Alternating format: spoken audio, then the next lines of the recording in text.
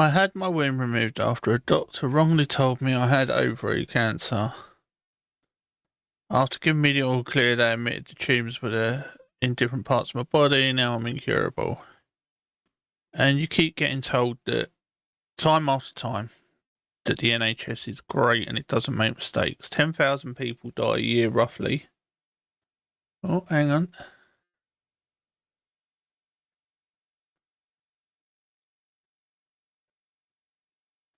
$10,000 people a year roughly die because of the NHS.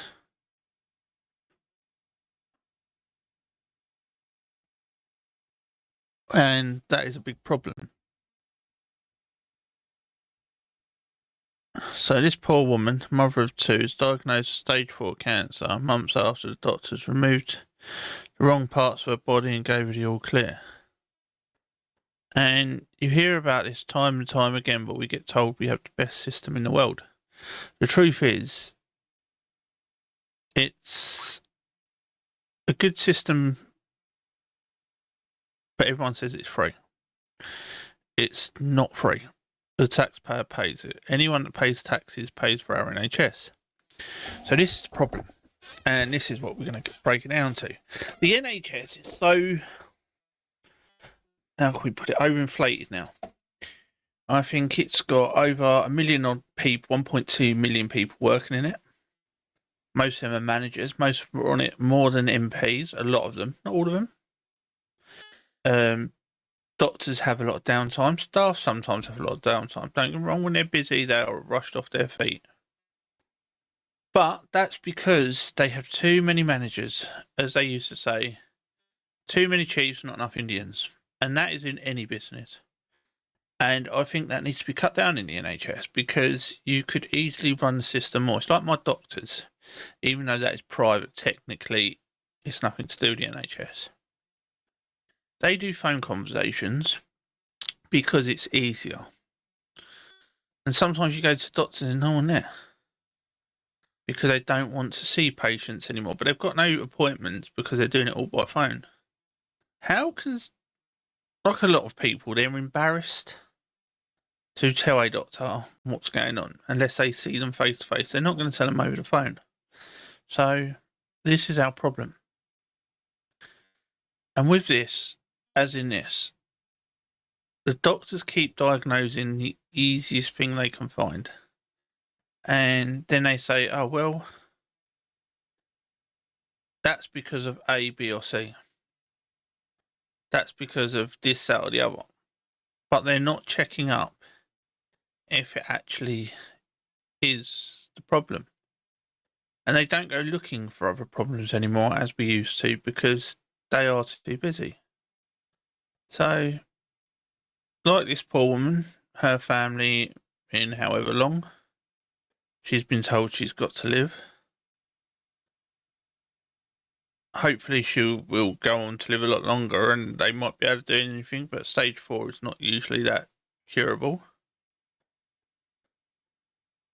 On a very rare occasion, people can fight back. But the NHS is getting worse, even though Labour keeps saying they're making it better because they've got more appointments. No, you've got more appointments because doctors are not on strike all the time.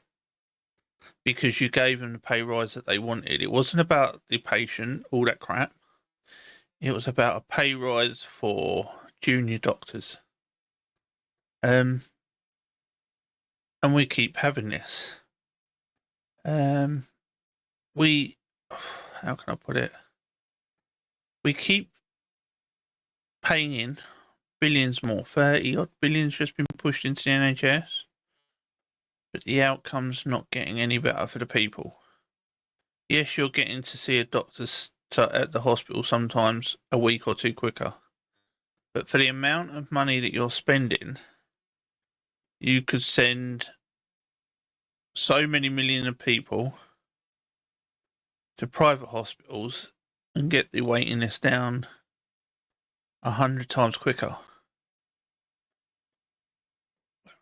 I know that we're saying that we want better services in the NHS.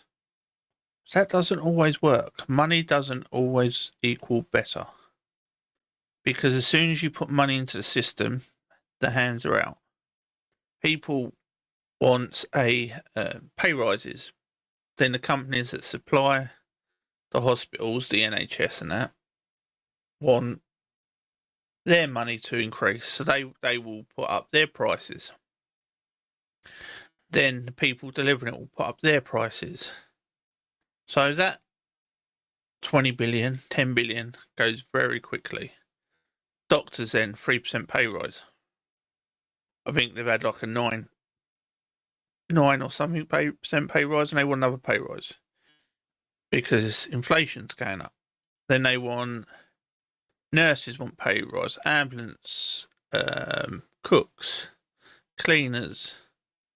Then the managers want their pay rise. The doctors, I think I said doctors and nurses. So that pay rise goes up. That's another 2 billion gone. Because you've got 1 million people in there, 1.3 million people working in the NHS, all waiting for that pay rise. And the money just goes. They say all the money increase better service, but it's not. Mainly the money that goes into the NHS is for cost rises. So that's wages, that's equipment, that's toilet roll, tissues, gowns, bed linen, food, drink, thermometers. Everything in that hospital, every year the price goes up. And that's where we are increasing the amount of money, but it's not really going anywhere. But if we carry on with the NHS the way it is without a top-down reshuffle, more and more people will die.